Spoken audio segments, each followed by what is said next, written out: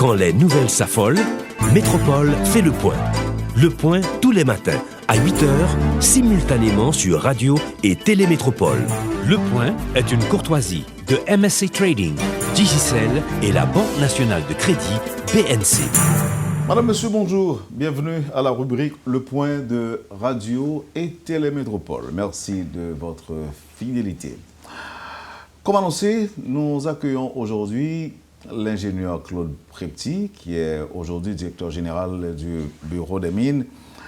Eh bien, très certainement, on va parler de tremblement de terre. Grand peu de monde qui pense que terre va trembler encore, terre a fini de trembler, d'autant que nous allons approcher nous là vers le 7e anniversaire du séisme du 12 janvier 2010, 7 ans après qui ça fait. Depuis surtout, c'est dans le contexte passage dimanche dernier, de ça que peut-être spécialistes ont accordé pour les un léger séisme, un petit tremblement de terre, étant donné que semblait c'est un côté que comme nous sentons, mais pas dans tout le pays, hein, ça veut dire que le pas de gros.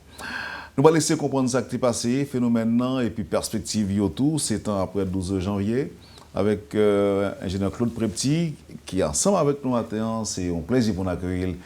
Ingénieur Prepty, bonjour. On connaît déjà, nous sommes toujours contents de recevoir la CAE dans la métropole. Bonjour Wendell et bonjour aux auditrices et auditeurs de Radio et Télémétropole. C'est tout avec un grand plaisir, je suis à Radio Métropole. Et 7 ans après, bon, c'est quand même cocasse si je me dis ça, mais j'ai l'impression qu'il y a plein de monde qui oublie que le tremblement de terre qui va apparaître à n'importe quel moment et de la durée. Et nous entendons quelques témoignages qui fait tout ça qui passé Carrefour là et dimanche dernier, il y a des gens qui même dit oh, à pas ça là toujours. C'est comme si m'dadio c'est un prolongement de séisme de janvier, ingénieur Prepty. Dis-moi non, est-ce que ça qui arrivé, terre suspend trembler? Bon, c'est là le drame, parce que plus nous avons éloigné de 12 janvier 2010, plus nous pensons que c'est un bagage pour oublier. Et que ça a été fait le 12 janvier, ça n'a pas bien fait encore, c'est un accident que le déyé. Donc, ça n'a pas bien fait encore dans le pays d'Haïti. Et je dis que tout autant que le pays d'Haïti existait sur la planète là, eh bien, il a toujours recevoir des secousses. Et ça nous ressentit parfois, magnitude 4.4 ou bien 5. Bon, ça sont avertissements que lié. Et il y a un peu de secousses que nous n'avons pas ressenti. Moi-même qui ai un privilège de faire surveillance sismique, j'ai des appareils, j'ai accès à une série d'informations, il faut me dire que presque chaque jour, tu es à trembler. Et il y a des secousses que nous n'avons pas ressenti, mais appareils ont enregistré. Et l'on fait bilan pour une année, où que malgré nous n'avons pas suffisamment d'appareils, mais ça que nous avons enregistré montre que nous avons plus d'une centaine de secousses que nous avons enregistrées par mois. Par an. Et 80% de secousses, personne n'a pas ressenti, personne n'a pas connaît. Mais nous-mêmes, nous connaissons.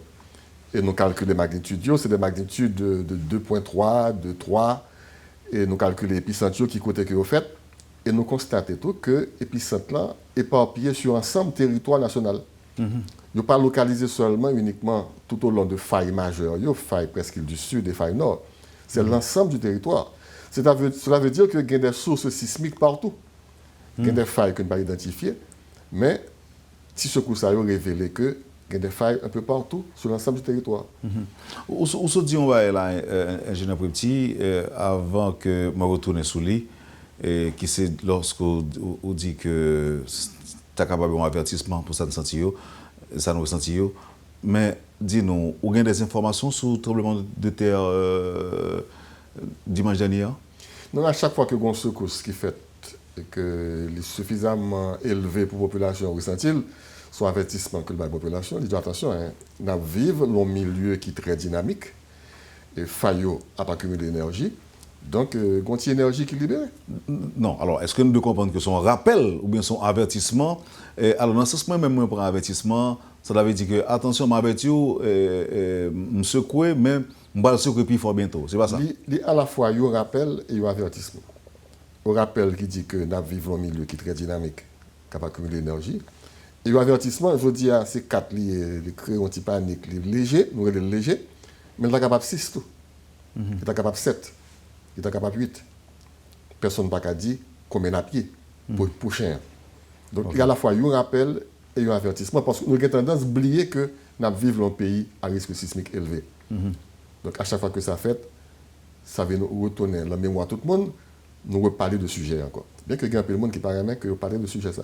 Oui, à cause du traumatisme. Moi, je rencontre un peu de monde. Il y a des catégories qui disent continuer à faire travail ça parce que c'est bon pour rappeler. Mais il y a des catégories qui disent que bon, sujet ça vaut mieux que de ne pas parler. Parce que ça crée des traumatismes. Ensuite, ça va le faire passer une mauvaise journée si on a parlé de tremblement de terre. Mais 12 janvier 2010, tout dégâts, tout le monde sait qui mourit. Ce n'est pas ignorance. Donc, il faut que nous libérions de l'ignorance là. Ce n'est pas la bonne attitude du tout. L'on dit que. On va parler de ça. On va parler de ça. Ingénieur Petit, dimanche là, est-ce qu'on a une information sur lui, ou une donnée sur lui? Jusqu'à présent, je ne vois aucun réseau sismique qui a enregistré ce qui est passé dimanche là. URGS qui connaît l'information, réseau local là qui connaît aller, mais pour capable de l'information, il faut qu'il y ait 3 stations qui ont enregistré. Et on fait calculer à partir de données ça. Nous avons pile de stations qui sont en panne, parce que nous avons traversé un moment très difficile. Et stations sont en panne. Ou pas de budget.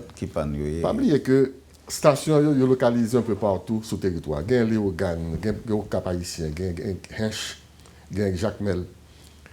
Assez souvent, il y a des pertes, il y a des vols de batteries, vols de panneaux solaires, vols de câbles. Et leurs volets, nous ne pas recevoir signaux encore. Et ça prend temps pour remplacer, pour acheter batterie. La police porte plainte. Bon, il dit que bon, ce bagage qui est courant, c'est tout panneau solaire dans l'environnement, il y a volé. Maintenant, pour remplacer les panneaux solaires, il faut un budget. Au réseau de surveillance, non pas qu'on un budget qui est dédié à lui-même. Ça prend temps avant qu'on joue une cob pour acheter batterie, pour acheter panneaux solaires. On connaît ça de faire une fois, Jacques Mel. Ça fait tout le temps, régulièrement. Dernièrement, c'est Léogane, ils volaient tout panneaux solaires. Et après, avant ça, c'était au Cap-Haïtien. Donc, tout site, régulièrement, ils ont subi des pertes de vol. Pas de gardien pour suivre? Il y a des gardiens, mais c'est la nuit qu'ils ont fait, malgré que vous mettez de sécurité. Ils ont révoqué la sécurité, ils ont remplacé. De la police, c'est toujours la même histoire. Par exemple, on connaît à quel moment ils prennent panneau solaire. Maintenant, à chaque fois que ça arrive, il faut que ou acheter, mais il faut un budget pour ça. Dans le pays. En principe, il y a un réseau de surveillance sismique dans tous les pays du monde, côté que le risque est élevé. Il a déclaré d'utilité publique. Il y a des budgets qui sont dédiés à eux-mêmes. Et ensuite, ça fait un dimanche après-midi. Mais le bureau fermé vendredi à 4 heures. On a retourné juste lundi matin. Ce qui veut dire que une secousse faite pendant le week-end, nous n'avons pas gagné un local qui est adapté pour que nous surveillance 24 sur 24 et 7 sur 7. Il faut un personnel qui est là à 4 heures de l'après-midi. Personnel là, il y a un roulement qui fait qui est là de 4 heures jusqu'à 8 heures du matin. Mais il faut un local qui est approprié. Il faut un salaire pour payer les gens. Donc, on n'a pas un budget vraiment qui est dédié à ça. Il faut que nous prenions ça très au sérieux. Parce que un réseau de surveillance sismique, son bagage d'utilité publique, il faut un budget qui est dédié à lui-même. Il faut qu'il y ait des moyens qu'il faut pour être capable d'intervenir pour qu'à n'importe quel moment du jour et de la nuit, on secousse, et bien, un technicien qui est là, il fait calcul là, il est capable de faire l'information automatiquement. Est-ce que vous devez comprendre qu'au niveau du bureau des mines, tu as gagné un département qui occupait uniquement de questions de tremblement de terre? Oui, depuis 2011, il y a une entité qui est dans la direction générale là, qui est l'unité technique de sismologie. C'est les mêmes qui ont géré le réseau de surveillance là. Il a géré en partenariat avec d'autres institutions, tant que le ministère de l'Environnement, ONEV. ONEV fait acquisition d'équipements, appareils, et nous mettons moyens en commun pour que nous gérions le réseau. Mais c'est le bureau des mines qui est en charge du réseau. Toutes données auto à aller à ministère de l'Environnement pour faire statistiques et archiver données auto. Donc, nous avons des rapports tout avec la protection civile. Une fois que le bulletin est sorti, nous transmettons à la protection civile pour alerter l'autorité de secousse-là et puis capable de prendre les mesures qu'il faut pour diffuser l'information. Donc, son chaîne que lié. Maintenant, si l'unité technique de sismologie n'est pas capable de faire l'information, la chaîne est bloquée. Dis-nous, ingénieur Petit, quelle explication gagne par le fait que, en fait, sous ça qui passé dimanche là, bien qu'on dit que tu as semblé que l'URGS pas enregistré et station locale tout par rapport au lit, bon bien que gagne qui est capable dysfonctionnel, ça fait que c'est mon cas forcément sentir l'autre côté pas sentir. Bon, c'est une raison qui fait que la station mondiale n'est pas enregistrée. J'ai l'impression qu'elle est très localisée. c'est capable de zone Carrefour. Mais il y a un mois de cela, le 12 novembre 2016, nous avons enregistré une secousse de magnitude 4.4 qui était située à 5 km au nord de la ville des Anglais. Et là, nous plaçons l'épicentre de secousse, il est situé exactement sous faille presqu'île du Sud, là, qui sortit dans Pointe-Tiburon. Donc, à 5 km au nord des Anglais, c'est exactement faille là qui passait là. Et vous avez ressenti le Dame-Marie jusqu'à Jérémie. Donc, probablement, c'est presque même magnitude là, peut-être inférieure. De toute façon, c'est une magnitude entre 3 et 4 qui fait dimanche là. Elle est très localisée dans la zone Carrefour, elle crée panique. Donc, ça veut dire que faille là, n'a pas cumulé l'énergie, il est très dynamique. Donc, il faut que nous suivions. Par contre, si c'est exactement ça, je me souviens, j'ai un ingénieur petit où tu dit, ensemble avec M. Calais, faille 12 janvier, qui tremblement de tête 12 janvier, faille qui casse, ce n'est pas les mêmes que nous avons pensé pas le casser. Nous te dit tout que nous attendons à une vibration, une rupture de la faille de la presqu'île du Sud et que ça qui casse le 12 janvier, c'est une nouvelle faille que nous découvrons, qui est la faille de Léogane. Est-ce que c'est exactement ça qu'on te dit? Bon, théorie un petit peu partagée, mais jusqu'à présent, nous avons été à théorie que c'est une faille qui était méconnue, qui bat le tremblement de terre de janvier. Bien avant 12 janvier, il y a des mesures de géodésie spatiale qui ont révélé que faille, ça, à travers ces différents segments, a accumulé l'énergie qui est capable de battre des secousses de magnitude 7. Donc, comme 12 janvier, magnitude dans ces 7 que l'on a pensé que c'était une rupture de segment de faille qui est dans la zone Léogane, entre Carrefour et Port-au-Prince. Mais par la suite, l'œil mesure les répliques, analyse les répliques, il voit que ça n'a pas de trop grand rapport avec la faille de la presqu'île du Sud, son faille secondaire qui passait dans la zone Léogane, mais quand même qui peut influencer faille presqu'île du Sud, là, dans la zone Léogane. Parce qu'il y a des zones sous faille presqu'île du Sud, dans le côté que contrainte libérée, il y a des côtés tout, côté que contrainte vient accélérer. Ce qui veut dire que il y a des zones, s'il prend peut-être 10 ans pour le bon tremblement de terre, bien, secousse de janvier, pour le raccourci période ça, peut-être on va obtenir 8 ans ou bien 5 ans. Parce que ça vient compresser davantage la zone. De même, il y a des zones, dans 10 ans, qui sont capables de bon tremblement de terre, du fait que l'énergie est libérée, il même prend 20 ans, 30 ans. Donc, il y a une nouvelle répartition de contraintes sous faille ça. Il faut tenir compte de lui-même. Et c'est lui-même qui peut impacter l'avenir. Prochain tremblement de terre là, par les conséquences de 12 janvier. Parce que les contraintes viennent changer, viennent redistribuer tout au long de faille de la presqu'île du Sud. Donc, c'est de nouvelles donnes. Et il y a des mesures de géodésie spatiale qui sont faites après 12 janvier qui révèlent que l'énergie a continué à accumuler.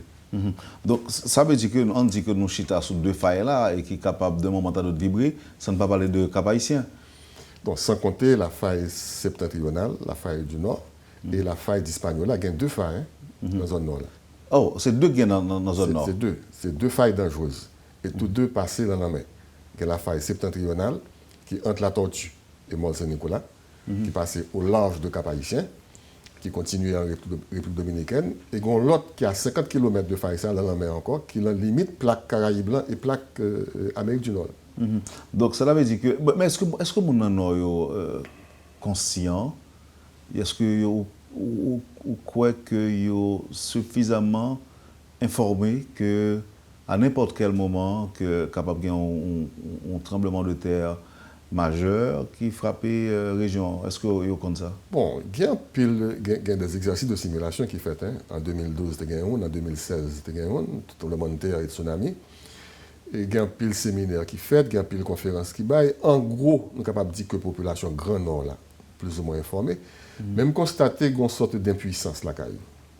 Je connais que ça est capable d'arriver à n'importe quel moment, mais qui sont capable de faire? Ensuite, l'autorité locale n'a pas vraiment approprié au sujet, puis on dit qu'il y a prendre des mesures. Mais quelles mesures? Parce que dans le cadre du plan séisme Nord, il y a une étude de la vulnérabilité du bâti qui révélait que la population de 4 grandes villes du Nord, à savoir Port-de-Paix, Cap-Haïtien, Fort-Liberté, Ouanamètre, ils estiment la population de 4 villes à 760 000 habitants. Et il y a un scénario sismique qui dit que si un tremblement de terre paraît à 7 mai 1942, de magnitude 8, de localiser quelque part, si même tremblement de terre s'est fait, eh bien, il y a 10% de décédés. 76 000 personnes ont mouru dans 4 grandes villes. Et il y a un recensement de bâtiments qui fait tout, il est estimé à 95 000 bâtiments. Et dans 95 000 bâtiments, près de 25 000 bâtiments ont effondré parce qu'ils sont mal construits. 26 000 ont affecté sérieusement.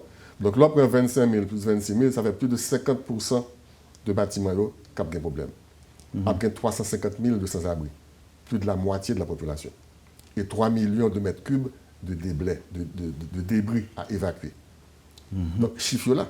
Donc, ça veut dire, ingénieur Prepti, pas un scénario de tremblement de terre pour le Grand Nord qui est possible sans tsunami?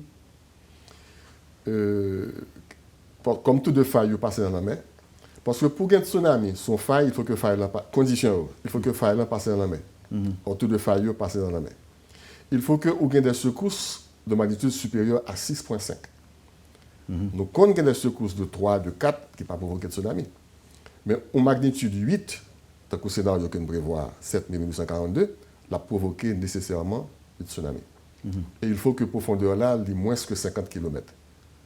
Donc, pour le tsunami. Pour le tsunami. Donc, 3 conditions sérieuses, il y a de fortes chances pour que vous réunissez ou l'un, une secousse, conditions réunies. Premièrement, terre a tremblé d'abord, caille a crasé, et 15 minutes plus tard, il y a un tsunami qui a envahi toute zone. Et il y a des cartes de vitesse de vague, de hauteur de vague qui fait tout, des simulations, qui montrent jusqu'à côté que vague est capable de priver, dépendamment de différents scénarios que vous mettez en place. Et un scénario, ça lui montre que c'est toute ville qui a... Non, pas toute ville là. Pas toute ville là. Parce que c'est plus boulevard là qu'après. Et toute zone qui plateau, ça dépend de magnitude là, de vitesse vague là. Donc, il y a un côté que vague là n'est pas capable de continuer encore. Mais le scénario montre que toute zone aéroport, du Cap Haïtien par exemple, l'a inondé. OK. Maintenant, on retourne d'abord ici, au niveau de Port-au-Prince. 12 janvier, il y a un pile de monde qui dit que tu as observé un petit recul de la mer. C'est le cas, par exemple, dans le sud-est. Il dit nous que tu as constaté que la mer fait bac. Ça qui explique que pas de tsunami. En fait, tu as eu un tsunami le 12 janvier 2010, mais ce n'est pas un tsunami classique. Tu as eu des conditions pour que un tsunami classique. Il faut que faille passe dans la mer. Il faut que magnitude soit supérieure à 6,5 et profondeur ne soit pas très, très longue. Le 12 janvier, que ce soit faille de Léogane ou bien faille de la presqu'île du Sud, ce n'est pas des failles en mer, c'est des failles sur terre. Mais faille de Léogane, dans tout près côte, tout près de la mer. Donc, secousse-là, magnitude 7, qui était très violent, il provoquait vibration côte-là. Avec dégradation environnement pays d'Haïti, tous ces sédiments qui sont dans le monde, quand ils tombent dans la mer, le chita sous pente, sous talus continental là. Donc, tu as un paquet de sédiments qui étaient là, en situation d'instabilité, sous talus, sous pente là, qui est dans la mer. Et ce secousse-là provoquait glissement sédiments dans la mer, qui va provoquer un reflux de la mer. Donc, la mer a retiré effectivement du côté de Jacmel, mais pas de tsunami, une vague qui envahit la zone. Vague là retournée, mais c'est peut-être. Mais moi, Jacmel, quand même, il est loin par rapport à Faye. Ne pas oublier que cette vibration ou onde sismique, il y a 3 types d'ondes. Il y a une onde primaire qui propage dans le sol là à une vitesse de 8 km par seconde. Donc 8 km par seconde, entre Léogane et Jacmel, pas une très grande distance. Donc onde l'arrivée rapidement. Et deuxième onde qui va arriver à 6 km par seconde. Et une troisième onde, qui a 4 km par seconde, ça fait 3 ondes qui arrivent. Donc, ce secousse-là suffisamment forte pour que l'il y ait un impact dans la zone Jacmel. Et pas oublier que la mer est connectée. Donc, si vibration fait dans la mer tout, donc il y a un glissement de terrain à partir de sédiments qui sont sous côte. Donc, toute zone est connectée. Donc, il provoque un remous, un reflux de la mer, mais ce n'est pas tout tsunami qui a envahi la zone Jacmel pour dire qu'il y a des gens qui étaient morts par tsunami. Nous parlons en posant, nous parlons, par exemple, bon, je pense qu'on passe dans le centre-ville là, et qu'on a observé Caille qui crase, qui n'est pas reconstruit, mais Caille qui toujours représente un malais sous tête Mounio. Et puis, il y a des constructions que nous avons observées il y a quelques instants dans la région métropolitaine. est-ce que ça n'a pas dû faire objet de grandes préoccupations pour l'autorité, d'autant que l'explication t'a aidé à comprendre que faille qui a accumulé énergie depuis plus passé un siècle pour que jamais casser les-mêmes et que probabilité est toujours là pour un gros tremblement de terre à n'importe quel moment. On a essayé de ça tourner ingénieur petit. Poursuivez, madame, monsieur, la rubrique Le Point de Radio et Télémétropole. L'ingénieur Claude Prepti est notre invité ce matin. Merci de l'intérêt. On vous revient tout de suite après la pause. Le Point est une courtoisie de MSC Trading, Digicel et la Banque nationale de crédit BNC. Merci, madame, monsieur, de votre patience avec nous ce matin. L'ingénieur Claude Prepti, à l'approche de date 12 janvier, n'a pas essayé, sans vouloir remuer le couteau dans la plaie, encore moins remuer les cendres du passé, mais n'a pas essayé songer ça qui est passé et qui meilleur comportement, qui meilleure attitude que nous avons gagné. Jeudi. Question avant pause, l'ingénieur Prepti, c'était d'après spécialistes, on malais qui pendait sous tête, nous toujours dans le même cap vivre dans Port-au-Prince et environ, puisque faille que nous pensé, faille presque le dessus de enfin, que nous pensons qu'il n'a pas accumulé l'énergie depuis plus passé un siècle, il est toujours là. Et qui meilleure attitude qui t'a gagné, d'autant que nous voyons que construction recommencer de façon anarchique, même j'ai ôté avant 12 janvier 2010. Ça que tu as fait aujourd'hui. Bon, ce n'est pas un secret pour toute personne que nous vivons un pays sismique et que Faïsa est capable de battre un tremblement de terre à n'importe quel moment. Donc, les gens qui pensent que après 12 janvier, c'est un chapitre qui ferme, ça ne va jamais arriver encore, ça va arriver dans 50 ans, dans 100 ans, c'est faux. Parce qu'il y a plusieurs segments qui peuvent accumuler l'énergie, propre énergie par eux, il y a plusieurs sources sismiques. Donc ça est capable de faire n'importe quel côté, capable de recommencer encore à travers le territoire national. Maintenant, il y a une façon pour nous résoudre le problème, puisque nous ne connaissons pas qui côté que l'a fait, c'est agir directement sur le bâti et l'éducation de la population. Or, c'est une faiblesse que nous constatons après 7 janvier, qui existait avant 12 janvier 2010, c'est faiblesse institutionnelle. Surtout au niveau des collectivités territoriales, et même qui gérer les communes. Parce qu'il y a beaucoup plus proche de la population, et le bâtiment est construit, c'est eux-mêmes qui ont l'autorisation de construction, c'est eux qui veillent sur la population. On constate qu'il y a une très grande faiblesse au niveau des mairies.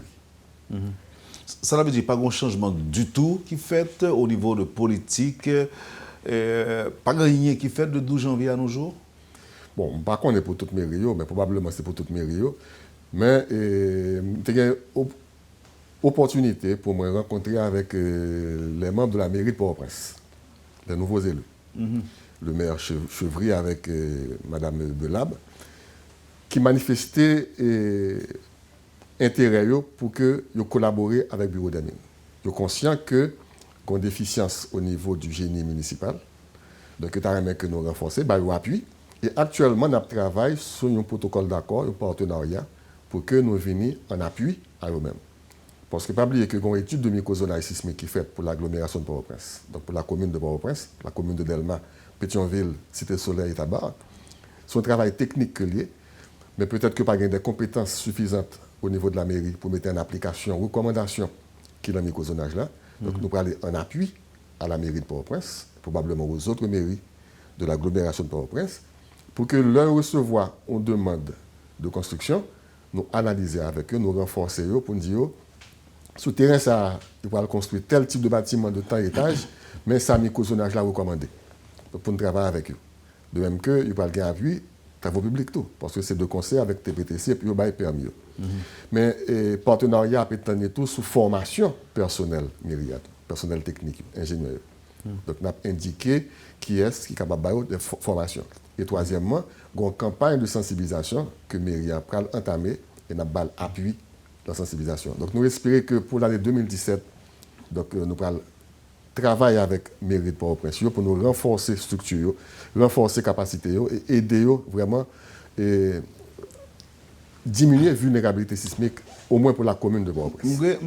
J'ai un sentiment, ingénieur Prepti, que, bon, par contre, si ça va le faire au niveau de Port-au-Prince, même qu'on sentiment que dans tout pays, pas aucun gars qui construit avec autorisation vraiment de la mairie. Ou bien, si gagné, il va en pile. Son sentiment, est-ce que me trompe? Bon, en principe, avant que mairie a bail autorisation pour construire, je suppose que citoyen ou bien ingénieur qui a construit carré, ou bien monde qui a intention d'investir pour construire carré. Mais Dieu seul sait combien de cailles qui construit que son ingénieur qui construit. Bon, c'est inconscient ça qui arrive. Je suppose que un monde qui a investi dans caille, qui connaît que la vivre dans le pays, côté que caille ça est capable de craser son tombeau que lié s'il mal construit pour lui-même. Donc il a intérêt bien construire. Demander ingénieur lui-même, il a intérêt faire client comprendre que son investissement est lié, donc il faut qu'il fasse une construction parasismique. Donc c'est une question d'éthique. Ok. Maintenant, l'État là seulement pour le contrôler, pour dire qu'effectivement, ou bien fait plan, ou pas exécuter plan, et que le client lui-même, bon, vit la sauvegarder le jour que tu as un tremblement de terre.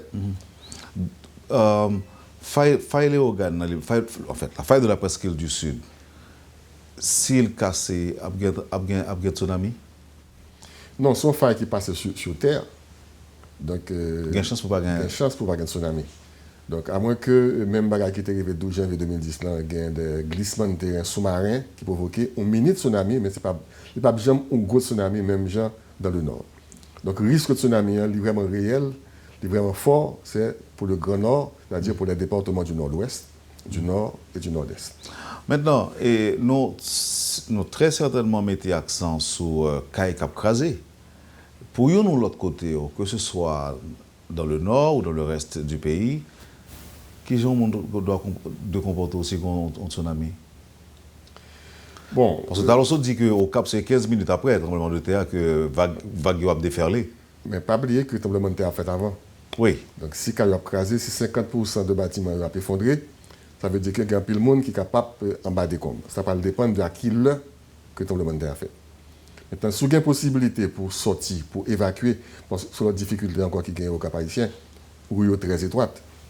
Les gens construits en hauteur. Les bâtiments ne sont pas construits suivant des normes. Donc, s'il y a des effondrements, rue est bloqué. C'est très difficile pour sortir, pour évacuer les gens. Mais quand même, il y a des panneaux qui indiquent que s'il y a un tsunami, ça, c'est moi qui va coincer. Monde qui pas coincé. Mais route pour faire, c'est pas le du tout pour prendre machine, c'est quitter machine parce qu'on pas le bloquer puis devant. C'est quitter prendre sorguin pour faire, ça fait que faut préparer.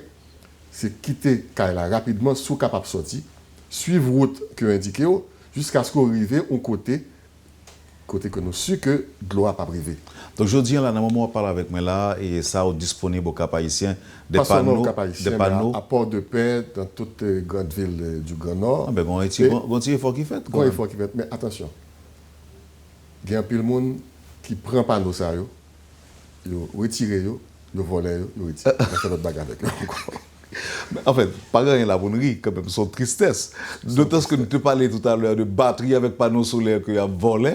Maintenant. Bon effort qu'a fait pour essayer de diminuer la vulnérabilité. On a créé des outils de compréhension de phénomènes pour sauver les vies et les biens. En même temps qu'on a fait effort ça, qu'on l'autre catégorie de monde par ignorance qui a détruit exactement ce qu'on a fait. Donc, est-ce que ce n'est pas à l'État qu'on est là, ou bien à la justice, pour infliger des sanctions spéciales à Mounsayo? Il faut qu'on ait un État qui est fort, qui est capable d'appliquer la loi. Mais qui est la foi là? Qui prend des décisions qui est l'État pour monde qui est barré, qui a retiré un panneau solaire, une station sismique, ou bien qui a décroché un panneau de tsunami qui indique qui route pour faire. Parce que leurs touristes viennent, parce que c'est une zone touristique. Dans tous les pays du monde, si capable de tsunami dans la zone, il faut que les touristes soient informés que où l'on zone de tsunami. Pendant là, capable de tremblement de terre, de tsunami. Mais donc, alors, les touristes n'ont pas dit que bon panneau ça, ils connaissent, parce que c'est un bagage international que lié. Donc, si on a un tremblement de terre, il y a qui route pour le faire. Mais pas nous ça, on voler pour faire qui ça? Pour le vendre ou bien? Par contre, ça va faire avec eux. Parce que là, parce que soit acheter un bagage comme ça, si on vient vendre à un monde, on a acheté donc pratiquement complice de crime. C'est une mentalité que nous gagnons depuis que l'État fait un bagage public, il faut détruire. Soit font route, on mettait des réflecteurs sur route là parce que pas de lumière, il faut que la nuit, lumière machine le lâcher sur réflecteur pour montrer route là pour pas dévier. Ils ont retiré, ils mettent dans la bicyclette. Aussi simple que ça. Bon, Donc, il y a un problème d'éducation. Nous n'avons pas fait différence entre bien privé et bien public. Et un bien public, il a pour servir tout le monde, pour servir la population. Et c'est là pour l'État agir, pour montrer que lorsqu'on attaque le bien public, là, eh bien, on met la vie de tout le monde en danger, eh bien, il faut qu'il applique la loi. Il faut qu'il arrête les gens. Il faut qu'il paye amende, qu'il y ait des sanctions pour eux-mêmes. Parce qu'on attaque le bien public. Et l'on attaque le bien public, on met la vie de tout le monde en danger. Ok, maintenant, en retournant encore à Port-au-Prince, bon, il y a quelques efforts qui sont faits au niveau du Grand Nord, il y a un panneau, il y a une séance de simulation qui est faite, et si jamais il y a un tsunami, et au sud de une bonne nouvelle là, on dit nous que si c'est pour faire presque du sud là, il n'est pas évident que si tu arrives à rompre, il n'est pas évident qu'il y ait un gros tsunami. Et bon, par contre, mais m'estime que c'est une bonne nouvelle que ça y est quand même. C'est une bonne nouvelle dans la mesure où connaissance précise de faille, bon, s'il était uniquement à faille presque du sud, là, qui est sur terre, il n'est pas probable de tsunami. Mais il y a une série de failles secondaires qui l'en mettent, qui l'en rate Port-au-Prince. Et qui sont suffisamment longues, capable d'accumuler l'énergie. Mais si faille ça, qui l'en mer, qui l'en zone lambert, si c'est eux-mêmes qui rompent, c'est capable de provoquer un tsunami. Oui, mais important, tsunami important? Bon, ça dépend de magnitude là. Si conditions réunies, si le 7, et puis, bon, il est capable de provoquer un tsunami. Bon, je pense que ces failles principales qui arrivent à des magnitudes élevées, et même les failles secondaires peuvent atteindre ces magnitudes. Il y a une étude qui est réalisée dernièrement par le PNUD sur le département d'Agandas, sur 6 communes sur 12, dans la zone Anse-des-Naux, Dame-Marie et Jérémy, qui mettait en évidence un paquet de failles secondaires, qui au-dessus de failles principales là, qui passaient dans la zone Tiburon. Or, c'est des failles qui sont capables de bailler des magnitudes de 5, 6 et même jusqu'à 7, compte tenu de longueur. Et il y a des failles qui sont dans le métro, qui est au nord de la ville de Jérémy, qui est capable de bailler des magnitudes 7. Donc, ça est capable de provoquer encore un tsunami, indépendamment de la faille de la presqu'île du Sud qui passait dans la zone Tiburon, qui est sur terre lui-même, qui n'est pas capable de bailler de tsunami. Donc, c'est au fur et à mesure que il y a des recherches qui sont faites, nous avons une meilleure connaissance de la sismicité locale. Et c'est là qu'on dit nous que, bon, qui degré de danger que faille ça est capable de représenter pour les villes, pour les principales villes. Malheureusement, nous n'avons pas de possibilité là pour expliquer aux téléspectateurs, aux auditeurs qui sont mieux, pour être capable de voir tout. Même quand il y a une confusion dans la tête moi, depuis quelques temps, ingénieur Prepti, je ne peux pas comprendre. Faille ça, est-ce que c'est lui-même ou bien l'autre? Parce que dit faille de l'éorgane dans le qui n'est pas dans la mer. Yo dit tout c'est les mêmes qui passaient, qui traversaient Port-au-Prince, qui passaient Bourdon, qui passaient en bas Morne, en bas la Boule. C'est les mêmes vraiment? Non, non, ça c'est faille presqu'île du Sud. La grande faille majeure, c'est les mêmes sous près depuis Fonds Parisien, toute zone la Source, côté Gain Carrière Sable aussi, mon connaît la Source. Puis l'on prend la Boule 12, le Carrière Sable. C'est faille principale là qui descendent dans tout le monde l'hôpital, Rivière Froide, Carrefour du Fort, côté qu'on joue Carrière Sabion, encore passer dans le monde Tapion. Non, attends là. La faille de la presqu'île du Sud, c'est les mêmes audits qui sont sortis, la Source. Oui, Fonds Parisien. Les passer tout en bas Boutillier. Boutillier, la boule 12. Les passer Bourdon tout. Les passer Bourdon, la vallée de Bourdon. Et puis ils descendent, mais ils ne pas jamais aller dans la mer. Non, non, non. Ils Internet. Ils prennent des chocs toute presqu'île du Sud là. Et puis dans l'île de Miragua, nous avons l'autre branche qui prend relais à tout, qui descend, calé vers Tiburon. Donc c'est sous terre que le passé. Maintenant, faille les organes, les mêmes sont failles qui viennent brancher lui à faille principale là. Non, alors, des fois, ouais, on a parlé justement de la faille de la presqu'île du Sud, même parler de faille les organes. Mais comme notre tête pas faille ça, il a toujours estimé que c'est les passés par les organes tout, donc ça fait comme des confondre avec. Les vignes branchées li à faille presqu'île du Sud là, parce que toute faille secondaire, même au niveau de la plaine du cul-de-sac, il y a un paquet de failles secondaires que mycosonage n'a mis en évidence. Il y a des études scientifiques qui montrent tout qu'il y a un paquet de failles au niveau de la bordure sud de la plaine du cul-de-sac qui est différent de faille principale là, mais c'est des failles qui viennent brancher à faille principale là. Et qui ça a représenté en termes de risque ou de menace lorsque nous sommes failles, par exemple, nous sommes grandes failles, ou bien construction faite sont grandes failles, et c'est comme si nous là, et là, côté nous, là, dans Delma, bon, parce que dit Bourdon, faille là, passé en bas, nous, là. Ça a représenté en termes de menace. En termes de menace, le tremblement de terre qui fait son faille, il y a une possibilité pour que rupture faille là, parce que son déplacement que lié. faille presqu'île du Sud là sont failles transformantes. Ça veut dire que deux lèvres sont capables de glisser l'une par rapport à l'autre. Il y a des failles tôt ou des failles normales, côté que ou un bloc qui monte par rapport à l'autre là, ou bien le descend. Les failles presqu'île du Sud là sont failles transformantes, qui sont capables de glisser. Maintenant, déplacement est capable de provoquer une rupture en surface.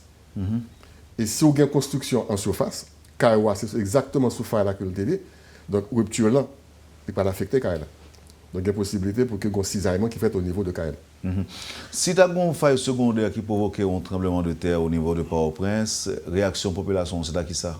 Bon, que ce soit faille secondaire ou bien faille principale, bon, ce n'est pas priorité pour la population. Non, on suppose que tu as un tsunami important. Bon, Si l'important. Tsunami important maintenant, si on a par exemple des signes indicateurs, si on a que la mer a retiré l'école, parce que c'est quelques secondes après, ça va dépendre de source sismique là, quelques secondes après que le tsunami a privé. Maintenant, si c'est une faille secondaire qui provoque un tsunami dans la zone de Port-au-Prince, bon, c'est sûr que nous n'avons pas le choix, que c'est quitter Kaila, monter en hauteur. On dit en hauteur, ça veut dire que pas où Delma Bouillot. Non. Delma à peu près à 100 mètres d'altitude. Commencer à 100 mètres d'altitude. Donc, vague n'a pas privé plus que 3 mètres. C'est en bas la ville, la cap inondée. Donc, je pense que si tu as un gros tsunami dans la zone Port-au-Prince, la mer n'a pas dépassé la zone palais national, champ de masse. Il ne va pas monter plus haut. Donc, ce n'est pas nécessaire pour nous paniquer, au monde qui est dans la zone Tiojo, Boudon, puis quitter Caillou pour monter Boutillier. C'est pas la peine. C'est pas la peine. Parce que la mer n'a pas jamais arrivé à hauteur de ça. Il ne va pas arriver d'Elma. Donc, c'est le monde qui est plus en bas de la ville. Par exemple, dans la zone cité Lumière, cité Soleil, cité l'Éternel, cité de Dieu. Parce que toute zone, c'est la mer qui est. C'est Remblai qui est et puis nous avons construit sur lui. Maintenant, si il y a un tsunami de faible hauteur, il y a de fortes possibilités pour que le tsunami ait balayé la zone. Donc, le monde qui a un risque vraiment, c'est la population. C'est de cité Soleil, qui est tout près de la mer, de cité l'Éternel, cité de Dieu, et tout en bas de la ville là, jusqu'à côté palais national, il y a Champ-de-Mars. Donc, c'est jusque-là que la mer est capable de priver. Donc, une sensibilisation de population, c'est la population, ça va pour sensibiliser à phénomène tsunami et tremblement de terre. Nous allons finir, ingénieur Petit. Je me souviens la dernière fois parler avec nous, disons que bon, on commence à fatiguer avec le dossier ça, et ou tu même prévoir retirer de l'activité pour un retrait tout. Dans la question, ou changer l'idée? Bon, ce n'est pas que me changer l'idée, mais quand même, l'homme on a fait carrière en profession, ils vont là, il faut qu'on campe. J'ai quand même 40 ans dans la fonction publique. Et j'ai près de 20 ans que m'a parlé de phénomène sismique là. Bon, j'ai apporté ma contribution. Ils vont là, il faut que voilà, il faut que y ait un relève.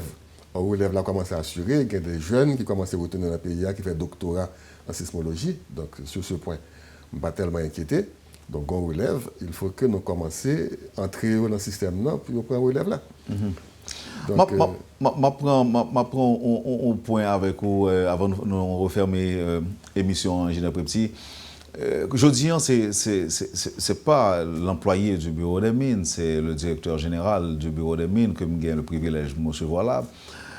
Et tu as une équipe de sénateurs qui t'a dit gouvernement à vendre toute richesse sous sol paysan. Au point que tous travaux d'exploration ou d'exploitation éventuelle, parce que je ne sais pas pour dernier, tous travaux ça ont été suspendus. Est-ce que toute mine que tu as tenté d'explorer ou exploiter, est-ce que tous travaux ça suspendus toujours? Est-ce qu'on fait toujours? C'est une décision que le Sénat prend en 2013. Il a demandé l'exécutif là soit sur tous les travaux d'exploration, parce que pas d'exploitation. Il n'était pas un permis d'exploitation. Mais en Haïti, pas d'exploitation de mines jusqu'à présent. Donc, il a demandé pour être soit sur tous les travaux. Effectivement, toute compagnie fermée et bien aller. Donc, 3 ans après. Et quelles conséquences on va comme ça? Bon, conséquence, c'est que nous fermons aux investissements miniers. Pas de compagnie qui. Son bon bagage pour payer. Ce n'est pas un bon bagage parce que l'investissement minier est très important. C'est les compagnies minières qui font. Et il y a un paquet de zones qui méritent que vous fassiez recherche. Pour mériter découvrir de gros gisements et nous pas gagner des moyens pour l'État haïtien faire. C'est compagnie pour qui fait. Donc nous fermons aux investissements miniers. Maintenant, pendant la période de transition, ça, en tant que directeur général, un travail que je profite de faire, c'est proposer un plan de restructuration et de renforcement des capacités du secteur minier. Donc, il faut que nous ouvrions un dialogue là encore avec investisseurs. Maintenant, il faut que nous gardions les conditions fiscales, les conditions environnementales, les conditions sociales, pour que nous mieux définissions les règles du jeu, pour que l'investisseur soit retourné, mais on joigne une situation qui est différente de ce qui existait avant 2013. Même au niveau de la loi minière, au niveau des institutions qui sont là pour faire contrôle, suivi environnemental. Quelle possibilité gagne pour faire l'argent ou bien pour vendre contrat? Parce que le sénateur n'a pas parlé d'exploration. Et par contre, si je comprends moi bien, mais l'on explorer, c'est son recherche qu'on fait. Son recherche. Et son recherche qui coûte un peu le quoi. Mais c'est pas ça, vous dit.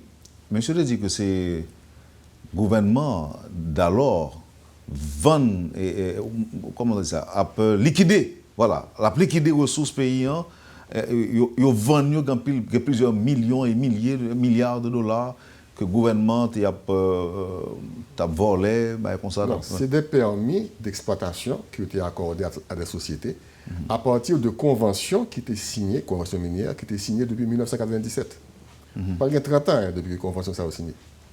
Maintenant, dans le cadre de la convention, il y a des compagnies qui étaient arrivées en phase pour commencer l'exploitation. Et même là où on a un permis d'exploitation, l'exploitation, ce n'est pas dans l'immédiat. On prend 3 ans, 4 ans pour faire une mise en place avant de commencer l'exploitation. Combien de compagnies comme ça qui ont exploré? Tu as à peu près 4 compagnies. Tu as 4 gisements. 4 gisements, gisement de Monde Bossa, au gisement d'or, gisement de Monde Grand Bois, au gisement d'or, gisement de Faille B, qui est encore au gisement d'or, avec un gisement de Douvray Blondin, qui est un gisement de cuivre.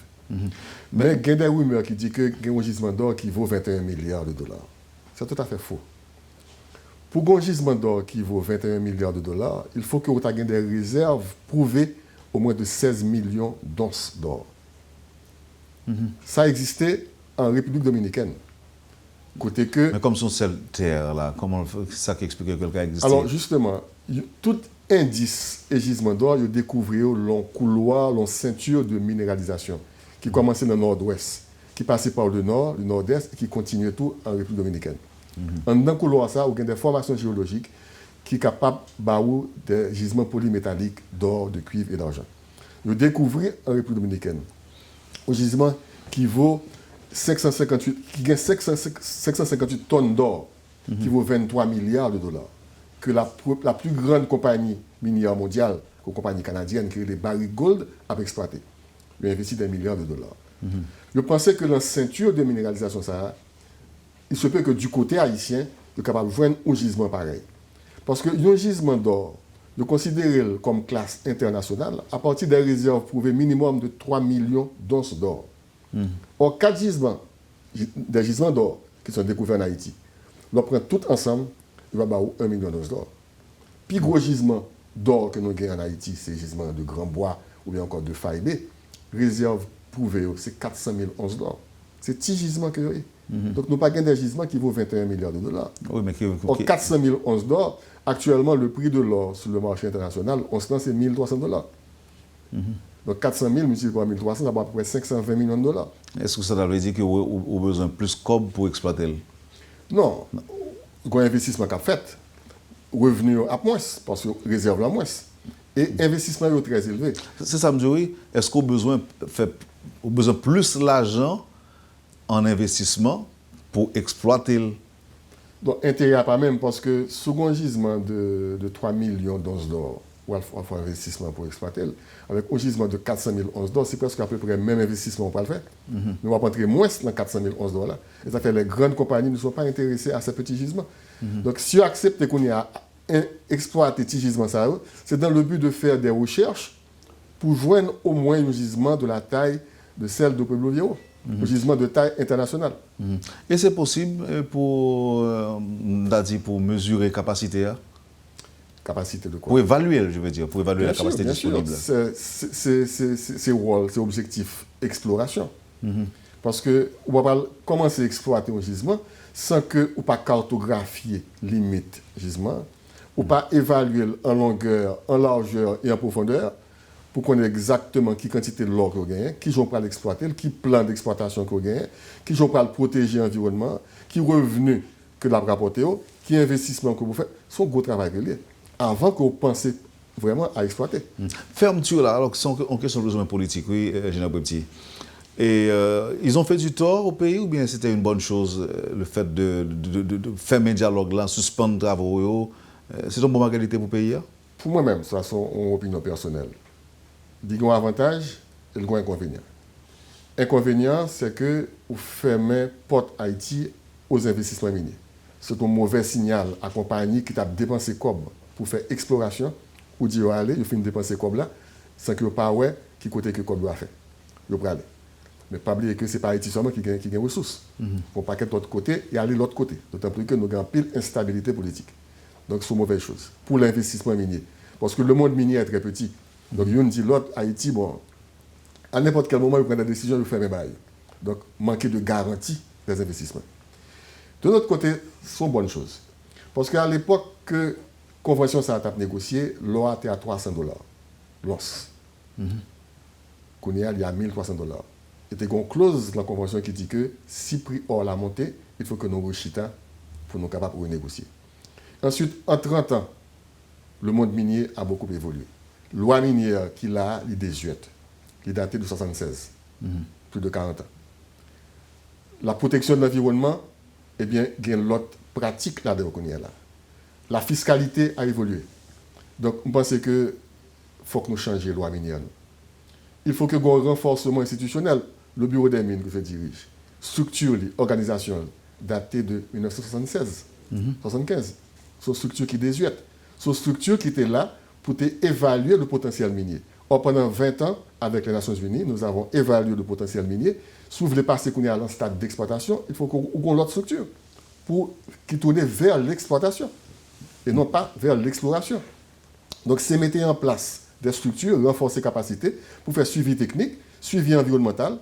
Et il faut que vous renforcez les collectivités territoriales tout, pour qu'il y ait des projets de développement communautaire pour que vous bénéficiez tout de ressources à eux. Donc, bon dialogue, bon consensus pour qu'ils fassent, ça fait dire que c'est un avantage. C'est le moment pour nous chiter autour de la table pour nous dire que nous avons un potentiel, qu'est-ce que nous voulons faire, qu'est-ce que nous allons faire avec ce potentiel. Et consensus là, il fait pour nous avoir une politique minière et qui sont capables de développer le pays à partir de ce potentiel. Dernière question, moi, nous ne pouvons pas parler du tout de pétrole. Pas vraiment en Haïti? Bon, dans l'histoire de la recherche pétrolière en Haïti, on fait 11 forages pétroliers et qui allaient à des profondeurs très minimes.